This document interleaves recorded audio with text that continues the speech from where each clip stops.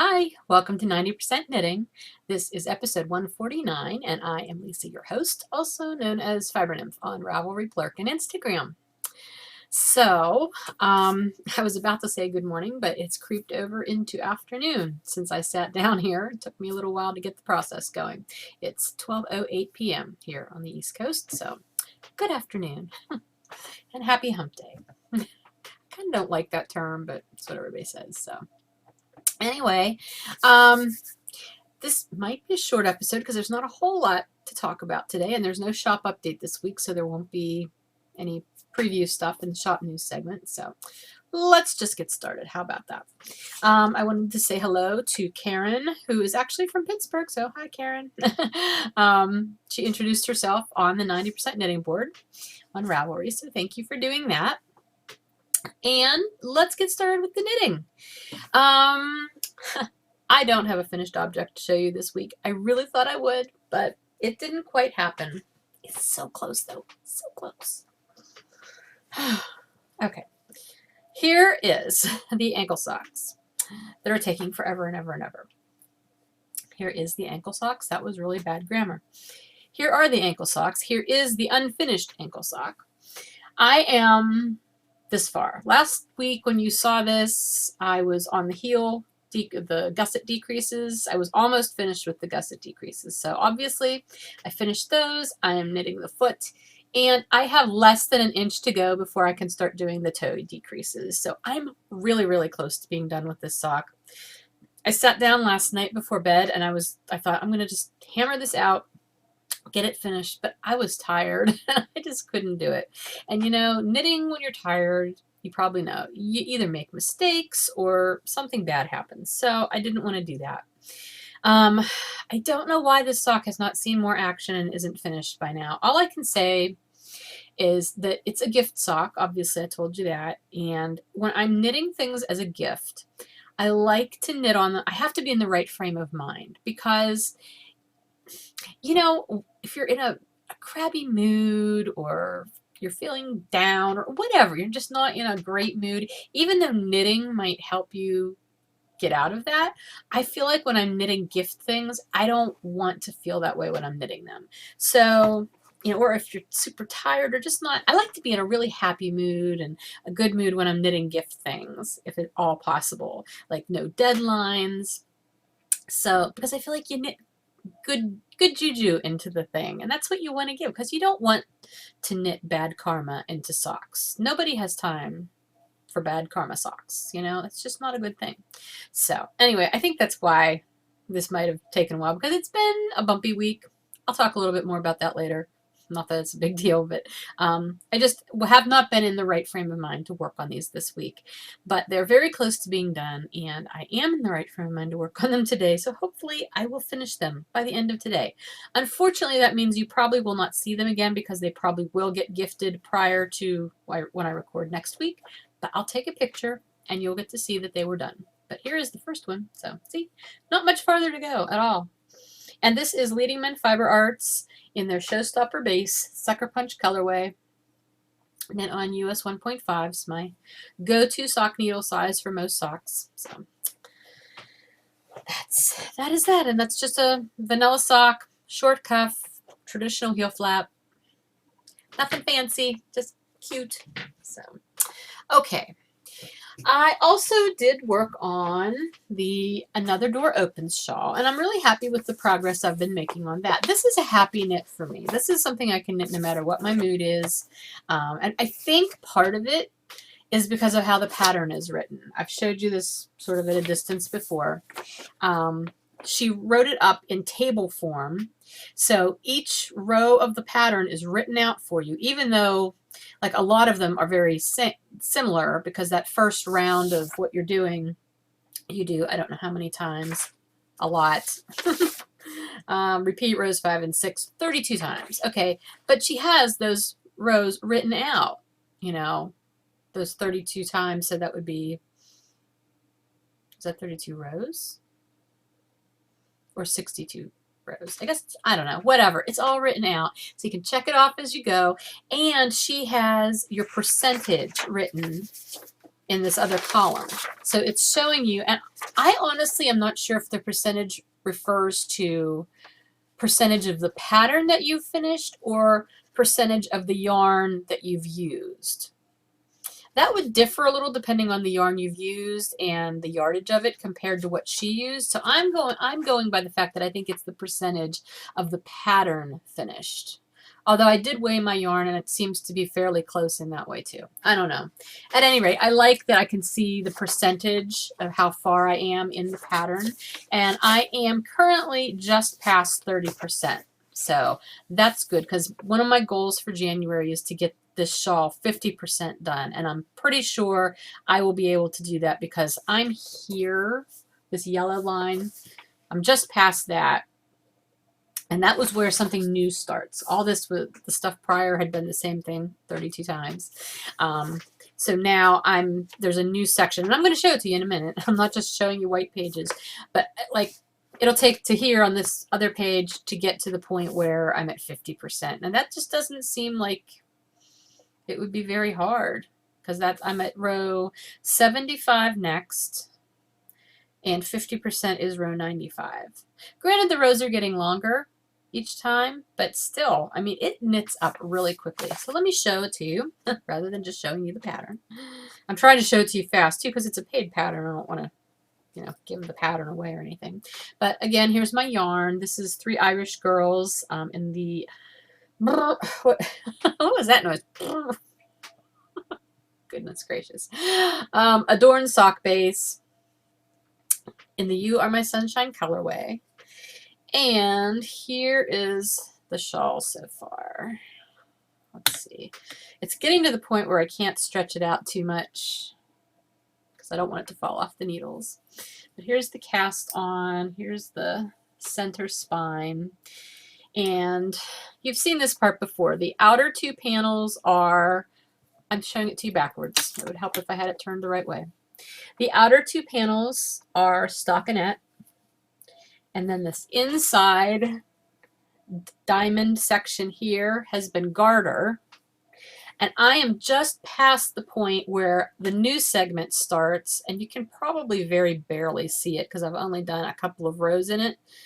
But down here at the point or at the bottom of the spine, the pattern has now changed. And so there's going to be another diamond-shaped pattern part opening up, another panel, another door opening that will be stockinette inside those 2 garter panels that are inside the stockinette. It's just such a really cleverly written pattern. I love it. I love the spine because it's actually slip stitched. It's not knit and purled every single row. So you've got this, I cannot get the things centered today. You've got this really pretty slipped stitch spine. It's a really fun pattern. I'm enjoying working on it and it's going well so far. I don't think I've made too many errors, and the ones I've made I've been able to back up and fix. So anyway, it's coming along well. At least I've made progress on something, right? I've also worked on the Atlantic Current socks, which I showed you last week. I have made a good bit of progress on this because this is another really happy knit. The colors alone just thrill me. This is Unwind Yarn Company's Journey sock on the Feria de Valencia colorway, which was a club colorway a couple years ago. Just the brightest, happiest, cheerfulest, most cheerful colors. Yeah, so this is the first sock, and I'm done with the cuff. This is as long as I'm going to make it. I'm so tempted to continue making it longer, but this is probably, I think this is at least 6 inches. Let me see. Yeah, it's actually like 6.5 inches, and that's long for me for a cuff. I like my cuffs to be around 5 or 6 inches. So as much as I would love to use this yarn and just keep doing it, I'm going to stop there. The pattern says, you know, you can use, and the pattern is the Atlantic Current Socks pattern by Melissa Tuttle Sibley. And she has it written so that you can do whatever heel you want. but she does give instructions for doing an eye of partridge heel, and that's what I'm going to do because that's not a normal heel for me. It's still like a slip stitch, a regular heel flap, but the eye of partridge pattern is not one that I often do on socks. And often when I do it, I screw it up and it doesn't turn out right. So I'm going to give it a try again just because I think it'll really look nice with all of these colors. So that's what I'm going to do. So I'm ready to start the heel flap on this sock, but I just adore it. And again, this is another one with the slipped stitches. And slipped stitches, there's just something about them, the way they show off variegated yarns. I love how they do that. So I'm really enjoying these socks. This is probably one of the reasons why the ankle socks also didn't get as much love as they should have, because I just got started on these and didn't want to put them down. So anyway, these have made progress. So I don't know. Hopefully next week I'll at least have the heel part done and be on the foot. We'll see. I did, however, cast on another project. Are you surprised? No. And it's not the Sheephead hat. I know I talked about that, and I was really close to casting that on last week, but that's not what it is. I decided I wanted to knit a sample out of my DK weight, my Bonafide, because I don't think I have any samples knit out of my Bonafide for like shows and things. And since I had a bunch of it and there was some left from the last shop update, I grabbed a skein of it and I decided I wanted to knit something. Well, I originally started out, I was going to knit mitts. So I divided the skein in half into 2 equal balls because I was going to knit them cuff down and just use up all the yarn.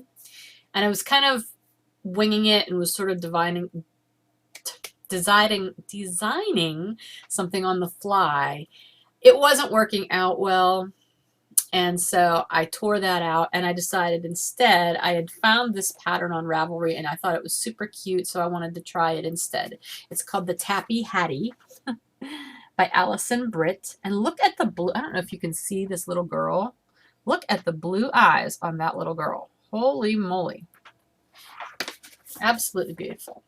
Anyway, I just thought this was a super cute hat. It's a square hat. You don't do crown, you don't do the decreases up at the top for the crown. You just knit it up, and then you do a bind off, and then you put these little pom-poms on. I am not going to do pom-poms. I'm going to do tassels, but it's really, really fun. And it's a free pattern on Ravelry, so you can find it and do it yourself if you want to.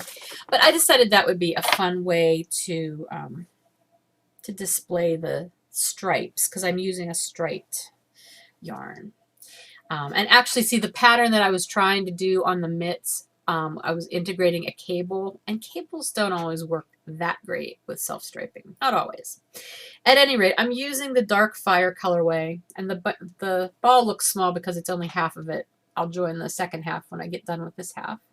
But this is the dark fire colorway, which really matches my tattoo, doesn't it? I just noticed that. How cool is that? Anyway, this is what I've got so far. I like how it's striping. This colorway is done with, like, not my wee stripes, but my small stripes. And so if I was doing mitts, you'd definitely have wider stripes. But since I'm doing it over a larger number of stitches for a hat, you are getting some stripes that are just one row for a while. You get 2 rows out of it for a while. It's a really interesting effect, and I'm glad I'm doing this because, it's hard to gauge how stripes will knit up under different circumstances. Like when I do self-striping in worsted, I know how they're going to turn out for like mitts and things like that. I guess I just have never thought about it for hats as much. I don't think it'll change how I do the stripe so much, but it's nice to know that this is what you're going to end up with, so that I can show people how, the different ways my yarns will stripe up. Anyway, this is basically, you do a couple inches of 1x1 rib at the bottom, and I'm almost done with the 1x1 rib, and then it switches to a different rib for the rest of the hat, the body of the hat. So yeah, it's fun. It's a pretty mindless knit at this point, which is good. It took me forever to find my US 16-inch circulars. I think I must only own one pair of them because every time I need them, I can't find them. I should invest in a second pair because that's what it calls for, the US 6s. So anyway, that has been my knitting this week. It's a little scattered. I'm a little scattered. I'm still scattered.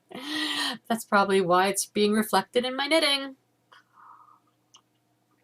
Anyway, it's time to do the drawing for the Sheephead Hat drawing. This is the Sheephead Hat pattern by Kate Davies, and I'm going to do a drawing, and the winner is going to win a copy of this pattern that I will gift you through Ravelry. I'm not like making a copy of the pattern. That would be illegal. I will gift the winner a copy of the pattern, and I will also mail them enough yarn in each of the 9 colors to do the hat, because I have the kit myself. It came with way more yarn than I need to do one hat. So I'm sharing the goodness, the sheepy goodness. It's Shetland wool. It comes from the Shetland Islands. It's where I got my kit. And yeah, it uses 9 of the, it uses less than 25 yards of each of the 9 natural sheep shades of Jameson and Smith Shetland Supreme, which they are white, Galmagot, Catmullet, Musket, Shayla, Sholmit, Morit, Euglet, and Black. I'm sure I butchered a lot of those names. At any rate, so if you are the winner and you want to do this for the upcoming stranded colorwork knit along that will be going on in February and March, you will need to be able to provide for yourself a set of 3 millimeter needles, circular needles, which 3 millimeters is 2.5s, US 2.5s. And that would be a 16-inch. And then a 2.75 millimeter needle for working the brim. Oh, so you're using the next size down. So a 2 and a 2.5. In US sizing, that's a little different because it's really, I've found it hard to find a true US 2. Addies have US 2s. They call them 2s, but they're really not. They're 2.5s because they're 3 millimeter needles. So I will probably end up using a 1.5 and a 2.5. That's probably what I'm going to do. Other than that, you should have everything else you need to do the hat if you're the winner. So I'm going to do that drawing now. As soon as I find the drawing page. There were 123 posts in the thread. First one was mine. So I'm going to do the random number generator 2 through 123. It was number 4. We've had a lot of ones where they're really close to the beginning. I need to get the thread up, sorry. I thought I had it up. So post number 4 for the Sheephead Hat drawing was, sorry, you guys are probably getting to it faster than me. Well Woman. And that is Isabel, and she is from Derbyshire in the UK. So congratulations, Isabel. You are the winner. Please PM me with your mailing address. Whoopsie. I will gift you the pattern once I hear from you, and I will send off the yarn to you. And hopefully it'll get there in time for you to take part in our February-March knit along. Well, obviously it'll get there in plenty of time. I don't know if it'll be there right at the beginning of February, depending on when I get to mail it out, depending on when I hear from you. But it'll definitely have plenty of time to work on it for the knit along if you want to use it for our February-March stranded color work knitting. Knit along. Oh my gosh, the words. Wow. Anyway, the question that I asked for this, because I always ask a question that you answer in the post when you're doing a drawing entry. What area of the world that has a rich knitting yarn fiber history are you most interested in learning about or would be most interested in visiting one day? And Well Woman said the Shetland Islands or the Isle of Skye. I'm interested in Shetland wool and the Isle of Skye sheep that eat seaweed. I never knew they did. Anyway, well, I will be happy to help provide for your interest in Shetland wool by sending you some for your prize. So congratulations. And I'm going to write that down just so I remember.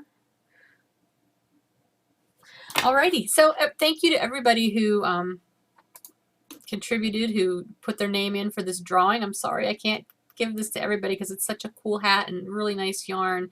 It was funny as I've read through all of the responses, though, that people posted for their entries, and they were saying where they'd like to visit. So many people said Ireland, and that's funny. I've been to Ireland, and I know Ireland has a very rich knitting history. There are sheep all over the place in Ireland. What I found really interesting when I was in Ireland was okay, I'm going to say this because at the time I wasn't a knitter, so I wasn't really looking for yarn. I was not a knitter when I went to Ireland. I was, however, really interested in buying like a traditional sweater from Ireland, like an Aran sweater. I had a really hard time finding anything that was actually made in Ireland. Everything's imported, at least the places that I looked. And a couple years after that, after I was a knitter, some friends of mine went to Ireland, and they wanted to bring back some yarn for me from Ireland, which they did, but the yarn actually wasn't from Ireland. It was being sold in Ireland, but I don't remember where it came from. It came from another country. So it's really interesting because so much of the yarn that you would expect to find in these kinds of countries, sometimes maybe you can't. So maybe I just wasn't looking in the right place either. Obviously, when I was there, I was not seeking out yarn shops because I wasn't a knitter. I had no reason to be doing that. So anyway, I would love to go back someday, though. I think the one place that I would really love to go and learn about the knitting history, not so much for the yarn, but I would love to go to Iceland. I think they have such a really rich knitting history, and the patterns from that part of the world are so unique. I think that would just be very cool. All the I love like the Viking related things, and I think a lot of that is from Ireland or Iceland.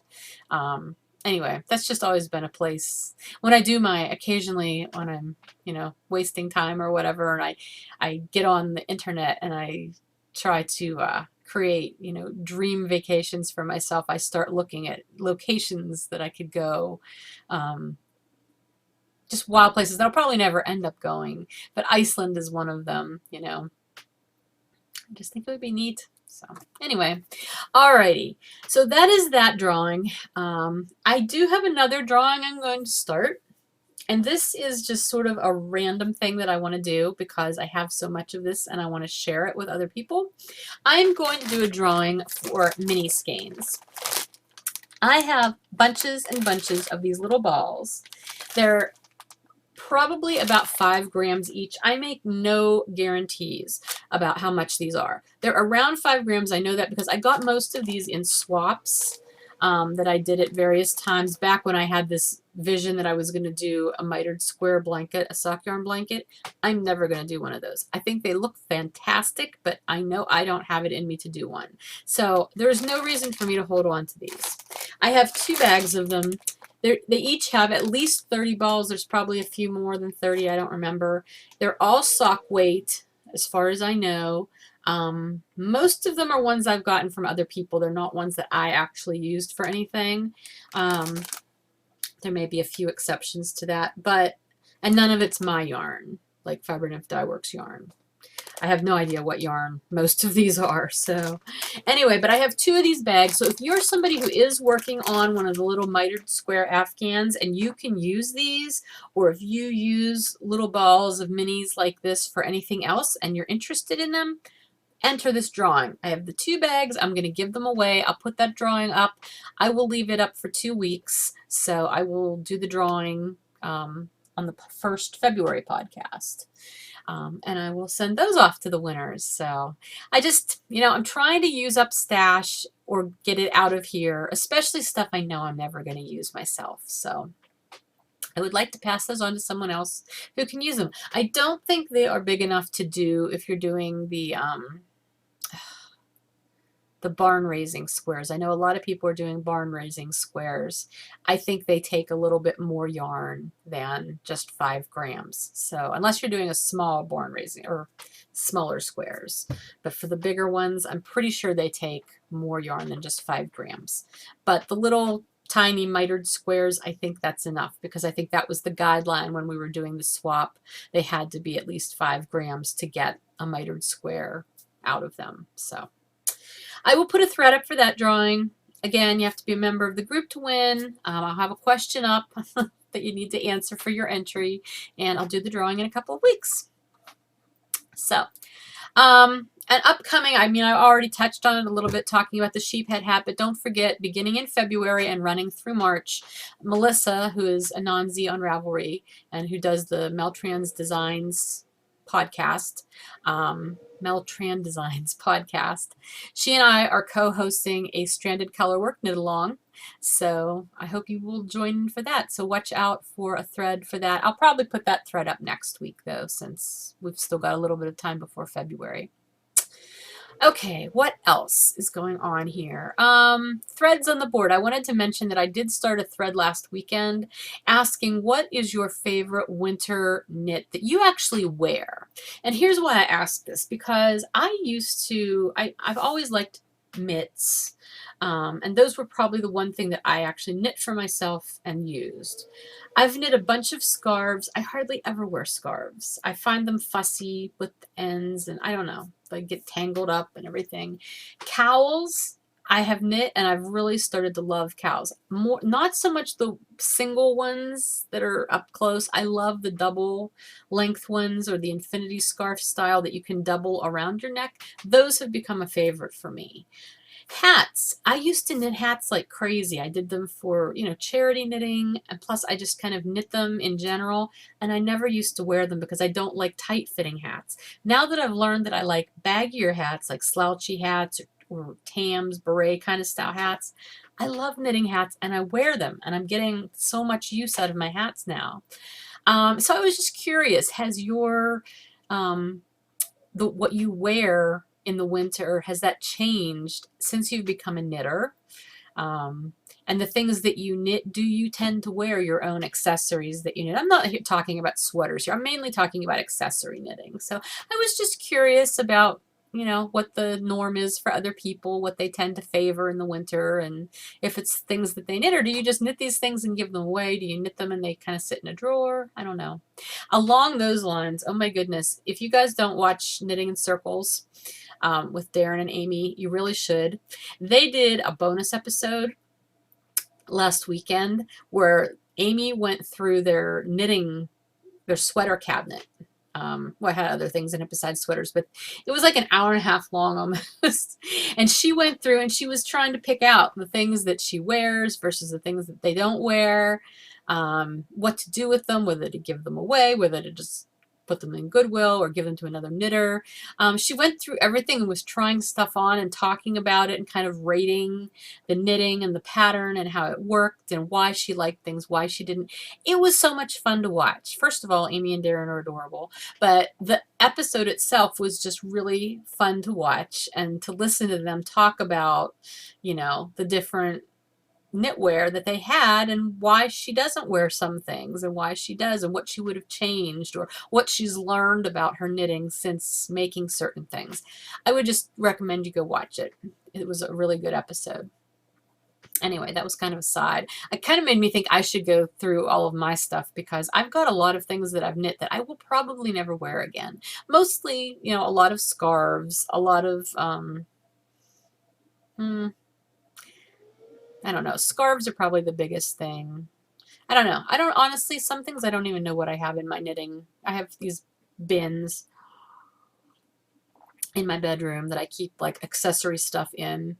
I have some sweaters that I don't get a lot of wear out of, and I'm so tempted to start giving some of those away because I know what I don't like about them. So I know that I could change that, but I tend to wear them around the house anyway just because they're nice and warm and my house is a little cold. So anyway, okay, what else? Oh, speaking of podcasts, a couple new ones that I've watched, not new podcasts, but new to me because it's the first time I've gotten to watch them. One was the Undead Yarn podcast with Heidi. She also has her own dyeing business, which is called Undead Yarn. She was super cute to watch. I enjoyed watching her. She is very calm. She has a very calm voice, and it was very nice to watch. So I enjoyed watching her. And also Wool Diaries with Sally. She's from South Africa. I've told you before, I love watching podcasts from other countries because there's something about accents that I just really dig. I have to say, Sally, it took me a little while to tune into because she does have a really strong accent from her area. And it's not like a British or Irish accent that I'm more used to. This is when I wasn't quite in tune with it. It took me a little while to adjust to listening to her, but I enjoyed the podcast immensely. She's very energetic. And she was just a lot of fun to watch. So those are two you might want to check out if you haven't seen them before. New things. I have one more skein of yarn that did come in the mail. I told you about it last week, but it wasn't here yet. I don't have anything else coming. I've not bought anything else. But this is it. Isn't it gorgeous? Oh my gosh. It's from the Flying Kettle. The colorway is Hoodwinked. I just love all the colors in it. This is going to be another pair of happy socks for me sometime. I can guarantee you that. It's on an MCN base. She does not seem to name her bases. Like, it just says 80, 10, 10 MCN fingering. So about 400 yards. It's just a really I love the colors in the picture. So she has an Etsy shop. If you look for the Flying Kettle, do a search on Etsy, you'll find her. So I'm really excited about this yarn, and I can't wait to use it at some point. Non-knitting wise, new things. One is what I've been drinking. I'm on a chai kick. Twinings chai. This is the French vanilla flavor. I posted this to Instagram one night last week because I've really been enjoying it at night. It's not decaf. I have to say that, although it really hasn't been keeping me awake. I mean, I've been tired enough finally by the time I've gotten to bed that it's not bothering my sleep. It's just so good. I brew it and then put a little bit of cream in it. Really, really tasty. So I highly recommend that. And the other thing is nail polish. I've decided I think I have a nail polish thing. I don't wear it a lot, but when I do, I really enjoy it. And I don't know if you've noticed my fingernail flashing by. It's the only one that's painted right now. But here it is. Let's see if I can get it to focus. Will you focus? I have to like manually turn my hand because that's not a position that you usually put your hand in. Oh, for goodness sake. Here, maybe if I do it this way. Anyway, it is, it's a navy, oh, there we go. The base is this navy colored polish, and it was really different when I saw it. It's Sally Hansen. It's called Velvet Texture. And so I wasn't real sure what that was going to end up being like. And what it ended up being like when I put it on is instead of drying shiny, like most nail polishes do, it kind of dried with a finish like a blackboard, like an old-fashioned blackboard, that real matte kind of feeling. I wasn't super crazy about that. I think if I did that again, I would probably put like a clear coat on top to make it shiny because I kind of prefer the shiny. But the other thing I bought, because it was sitting there too, was Sally Hansen Luxe Lace. Now, if you can look at this real close, I don't know if I can get it to focus. Hi, autofocus. You want to maybe work here for me? There we go. You can see it's got like these white dots in it. They're all different size white dots. It's a clear base with these white flecks. It's the coolest thing. And it kind of ends up looking like, well, this actually does not look great right now. I was just testing it out the day I bought it when I brought it home. At first, it kind of looked like I was painting with white paint and a roller, and I had paint flecks all over me, this paint splatter. But then the more I looked at it, it almost kind of looked like snow, like snowflakes, and I really like it. However, I have to say the lace stuff took a while to dry, and I thought it was dry, and it wasn't, and I ended up smudging it, which is why it really kind of looks nasty right now. It dried shiny, though, when it was drying. It looked like it was drying shiny. So I like it. It's fun. I don't know. I need to actually do my nails. I need to redo my toenails too. I always have toenail polish on. I haven't the past couple of days. So I need to do my nails. Anyway, that's kind of a new thing. I think that's all my new things. As far as goals and everything, I'm still working away on my January goals, just keeping you up the track. I really did not finish anything else fiber related. I was going to hope the socks were done, but they weren't, so that's not quite done. And I have not yet wound off the yarn balls for this prize, but I will, and then that'll be something else I can cross off of my January goal list for knitting. I did make a whole lot of progress on my tax preparation over this past weekend. My daughter is working on her FAFSA for next year. If you don't know, if you have somebody going to college, they have to fill out the FAFSA to get financial aid. And you have to fill it out every year. And what's stupid is, like, they tell you, get this in as early as possible in the year, like January, get it in. Yet it asks for the 2014 tax information from the parent. Well, who's filed their taxes in January? I haven't, so I'm sitting here trying to estimate all this stuff and give her numbers, because you can put in numbers and then you can, submit it, but then you can go back in and edit it also. And that's what she needs to do. But the sooner you get it in, the better chance you have of getting certain types of financial aid granted to you, because some of it comes on a first come, first served basis. So I did work on that a lot this past weekend, and I got it done enough that I could give her the numbers she needed to be able to file that. Now I'm just working on finishing up my getting everything really detailed so I can get it to my accountant and get my taxes done. I've got an appointment to see him in a couple of weeks, so need to finish that up. What else? I'm this close to having my storage cabinet in the basement finished. I worked on it last weekend because the weather was nice enough that I could be outside on the back porch running my circular saw without freezing to death. So I got it all done. Everything is cut out. Everything is assembled except for the door, because I realized I bought hinges that would not work. They were too small.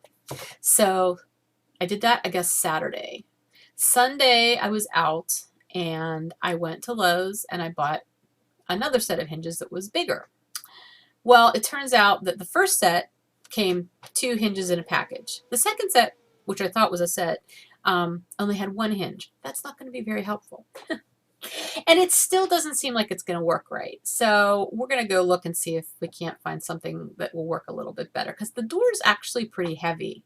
It's a big chunk of plywood. And I just want to make sure it's going to stay up. But I'm really happy with how it's turning out.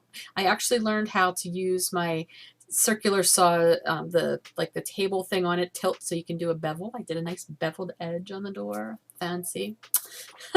So it's almost done. Hopefully that'll be done sometime this week too. What else? Didn't really get, I don't think I got anything else done. Oh, I did take my tiny tree down. My tiny Christmas tree that was right inside my front door. I got that down. So that was a goal that I got to cross off. That's about it. It's been a wonky week for me. I don't know what's going on. It's just been bumpy. No major things have gone wrong. It's just been bumpy. I don't know. Maybe it's hormonal. When in doubt, blame the hormones. I had a doctor's appointment yesterday, actually, because she wanted to see me back a month after she had given me, I told you she had put me on some anxiety medication. Not put me on, I don't take it every day. I just take it if I need it. But she wanted to see me back in a month to see how things were going. And, I told her I don't need it every day. It's still, just an every once in a while thing. Weekends are worse than weekdays. And I told her I've come to the conclusion that it's whenever my daily routine is disrupted or something's going wrong that I don't have control over because of a routine disruption, that's when I get anxious. It seems really weird and counterintuitive because you would think you'd be more relaxed on the weekends.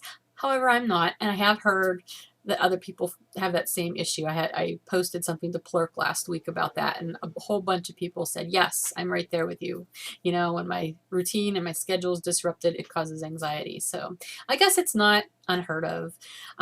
Basically, my doctor said she thinks it's totally normal what I'm going through. She said between my age and the hormone stuff that could be going on inside my body, you know, coupled with just like all the changes I've gone through. And the other thing she said that was really interesting to me was she said she has seen this a lot. People who have gone through, especially relationship changes, but any major change that is going to cause like a large amount of transition in your life. She said often it's because everybody thinks it's like that first year you have to get through and then you've got smooth sailing, right?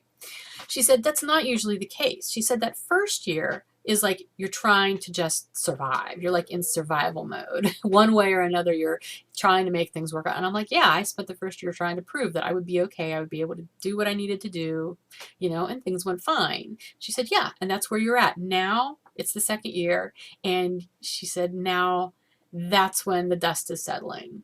And she said that ends up being the hardest year for most people. And I just had never thought about that before. And I wouldn't have expected it. So I guess on one hand, it's nice to know I'm not alone. I know it's nice to know that, you know, I'm probably going through something fairly normal. She's really confident that it will pass. You know, she basically, not in so many words, but she was basically saying, be kind to yourself. And that has kind of become my mantra. I'm very good at telling other people that. People who are going through a rough time or whatever, a rough stretch. I'm always telling people, be kind to yourself. You know, don't have too many expectations. Don't try to, you know, of yourself. Like, just be kind, keep things realistic, take the time you need to comfort yourself in whatever way, you know. And so that's what I'm trying to do. I'm just trying to be a little bit better about being mindful of the things that trigger the anxiety in me, because a lot of them are things that I can't control. You know, there's nothing I can do about some of these things. I know what I want them to be. I know how I want things to be, but I can't make that happen. So I need to be able to just let those things go and find constructive ways to deal with them. And I'm just trying to also be more mindful about just being content, you know, live in the moment and be content and not worry about things that aren't happening yet. So that's sort of where I'm at with all of that. I think I might start journaling again. I used to journal all the time.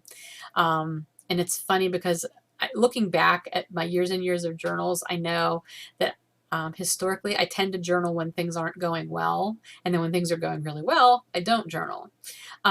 It's been kind of the opposite for me in the last couple of years. I stopped journaling.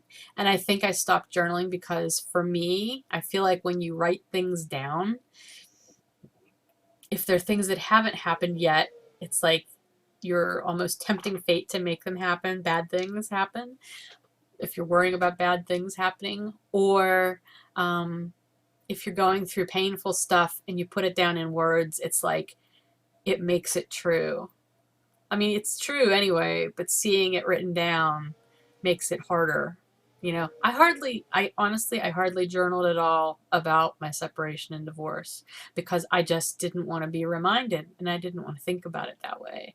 And I think now might be the time that I need to start getting stuff written out again and just sort through my thoughts, because that's the problem. My mind goes 500 miles a minute and I just need to be able to get those thoughts out. And not in like any coherent way necessarily, just I need to get them out and deal with them rather than keeping them inside and making myself anxious, or, you know, spilling them all over a friend who, I mean, thankfully my friends are very good about listening, but, you know, nobody wants to hear that same stuff over and over and over.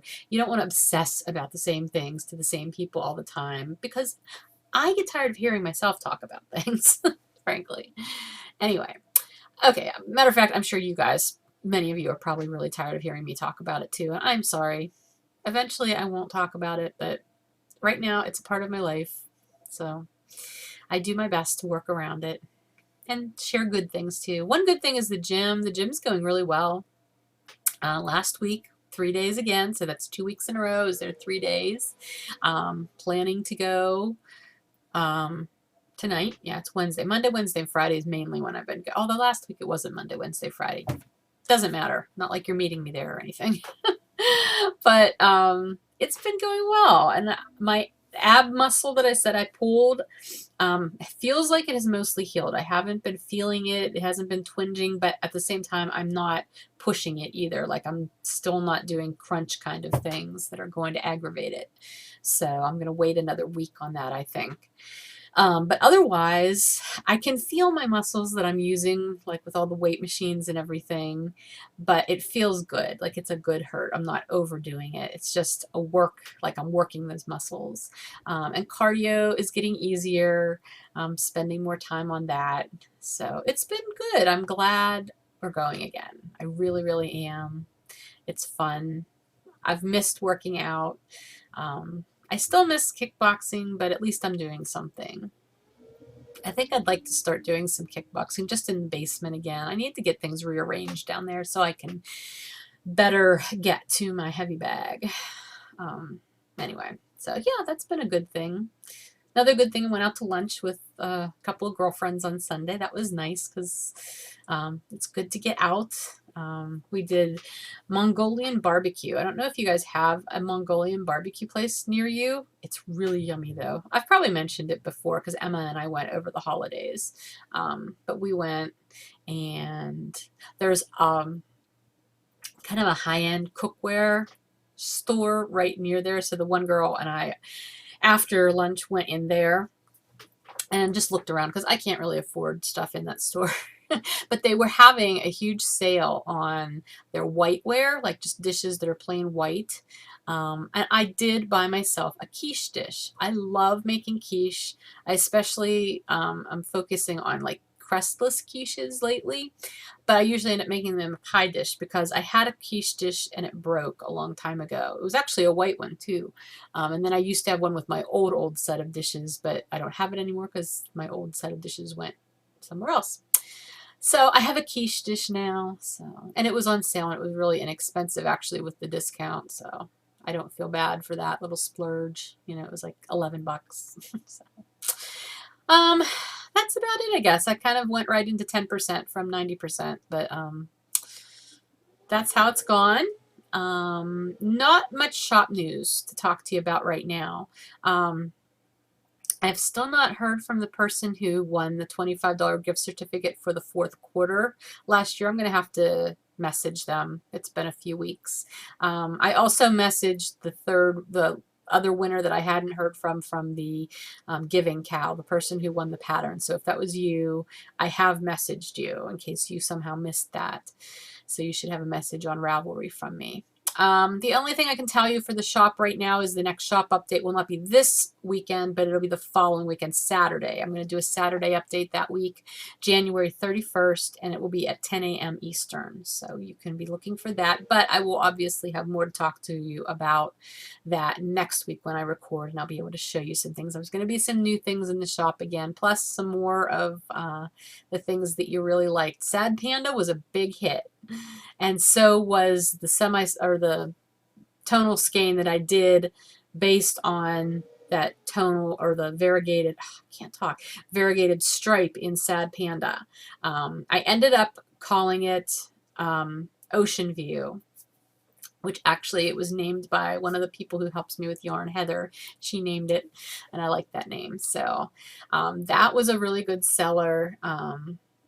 Yeah, it was a really good update, so thank you. But I'll definitely have more Sad Panda in the shop coming up because I know you guys really liked it, so I'm glad about that. All right, that's everything I've got for you this week. I hope you're having a really good week and are getting lots of knitting and spinning. Then I obviously did no spinning this week, so sorry. I will, though. Okay, that's it, and take care, and I'll see you next week. Bye.